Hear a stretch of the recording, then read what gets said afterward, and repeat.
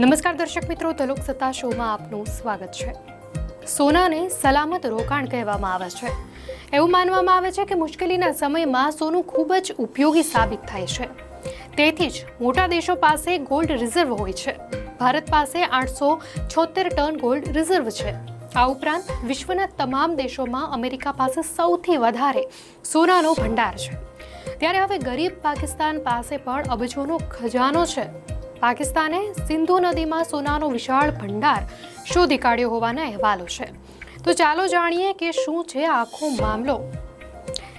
તો પાકિસ્તાનના પંજાબ પ્રાંતના અટોક જિલ્લામાં સિંધુ નદીમાં સોનાનો વિશાળ ભંડાર મળી આવ્યો છે।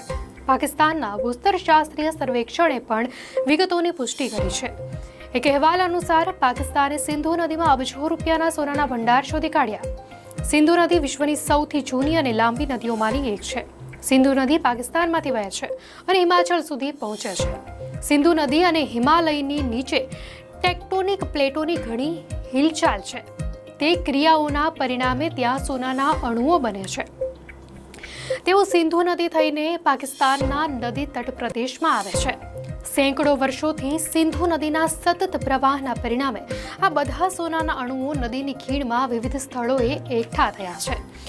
પાકિસ્તાનના ભૂસ્તરશાસ્ત્રીય સર્વેક્ષણના અંદાજ અનુસાર તેમણે શોધેલા સોનાના ભંડારની કિંમત 32.6 મેટ્રિક ટન હોવાનો અંદાજ છે, જે આશરે 18,000 કરોડ અથવા 600 અબજ પાકિસ્તાની રૂપિયા એટલે કે ભારતીય ચલણમાં 1,84,097 કરોડ રૂપિયા બરાબર છે।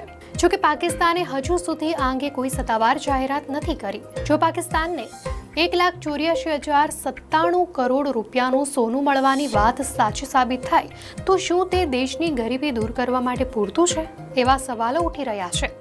આ દરમિયાન સોનાના ભંડાર કાઢવાનું કામ શરૂ થઈ ગયું છે।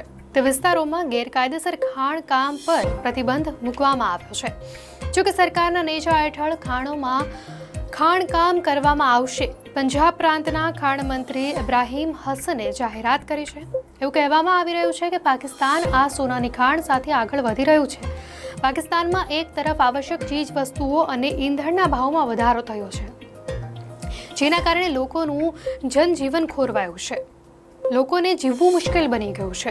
બીજી તરફ શ્રેણીબદ્ધ આતંકવાદી હુમલાઓમાં ઘણા લોકો, સૈનિકો અને સુરક્ષા કર્મચારીઓ પોતાના જીવ ગુમાવી રહ્યા છે। આ પૃષ્ઠભૂમિમાં સોનાના ભંડારના ખુલાસાના સમાચારે પાકિસ્તાનના ભવિષ્ય વિશે નવી આશાઓ જગાવી છે। જો સોનાના નિષ્કર્ષની પ્રક્રિયા શરૂ થાય છે તો પાકિસ્તાનના અર્થતંત્રને નવી પાંખો મળવાની તક છે।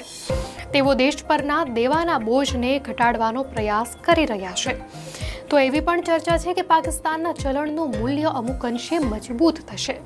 ગોલ્ડ રિઝર્વ ઉપરાંત પાકિસ્તાનમાં બીજી ઘણી વસ્તુઓની ખાણો છે।